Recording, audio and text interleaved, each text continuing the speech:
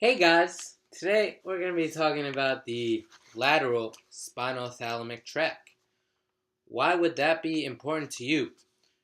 Well, if you're like me, I don't like to feel pain at all, unless I'm growing immensely from pain. Then I like to feel it a lot. Different types of pain can include, temperature, whether it's way too hot, which is getting around here, summertime, way too hot, or even pressure. When you climb up to Mount Everest and the pressure is so high that your head feels like it's going to burst, or when you're on an airplane, or when you're just, snorkeling, you're going like 20 feet under, the pressure in the head is so annoying. You can thank your lateral spinal thalamic tract for that. Well, anyways, let's get into the meat of this. The spinal thalamic tract is an ascending pathway. In my previous segment, we went over the cortical spinal tract, which was from the cortex to the spinal cord.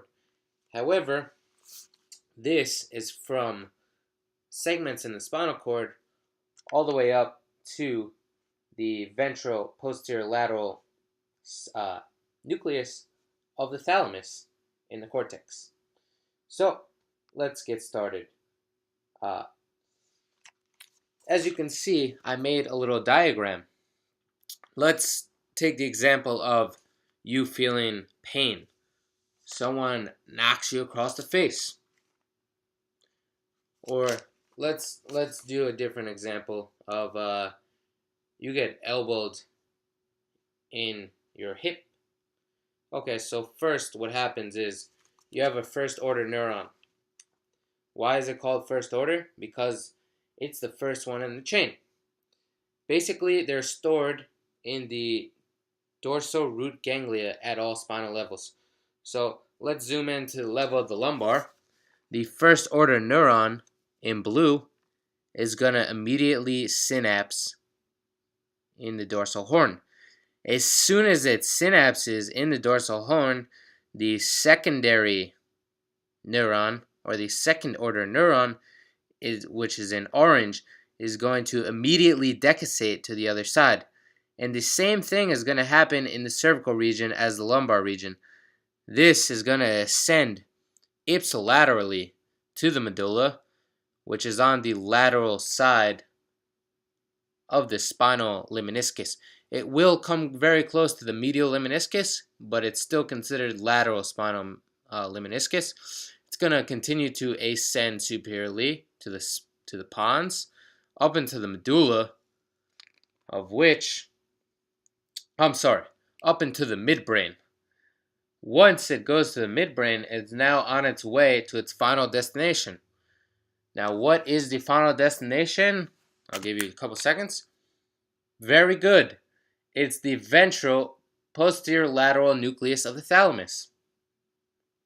Okay, as you can see here, this is the cortex and this is the thalamus. It's going to synapse here, and arm is going to go more toward that way, and sensation in the legs is going to go kind of in the opposite way, but still on the same side of the cortex. So you can imagine that if you have damage here, it's going to impact sensation in your arms. So it's possible that you have lost sensation, pain sensation in your arms, but your leg sensation is still there, because as you can see, they synapse the third order neurons, which is coming from the ventral posterior lateral nucleus of the thalamus, go to distinctly different places. Now, what you're going to ask is, what about lesions? What if I have a lesion in my spinal thalamic tract? Well, I can tell you that you don't want one of those, because that could result in contralateral sensory deficits below the lesion. Now, why is that? Because the pathway immediately decussates, as we saw in orange before, to the other side. Additionally, this tract, if you're going to localize it on the level of the spinal cord, as you can see, this is a cut. In the orange is where the spinal thalamic tract will travel through the spinal cord. some clinical application, if the patient is lacking in the sensations, which is pain, temperature, coarse touch, and pressure, you can more accurately localize which part of the spinal column is damaged, and so forth. We mentioned that first order neurons synapse immediately, then second order neurons are going to decussate at the ventral white ramus and ascend through the spinal lemniscus at the level of the medulla. The third order neurons will the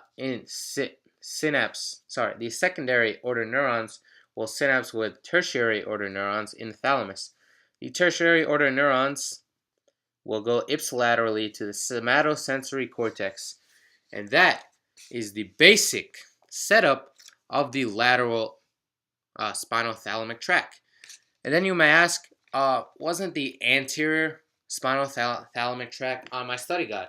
Well, according to my research, the ventral or anterior spinal thalamic tract is just crude touch, not very fine touch, just crude. And if this is lesioned, your touch sensation is only minimally affected. So that's it, guys. I hope you have a great day. Thanks for listening.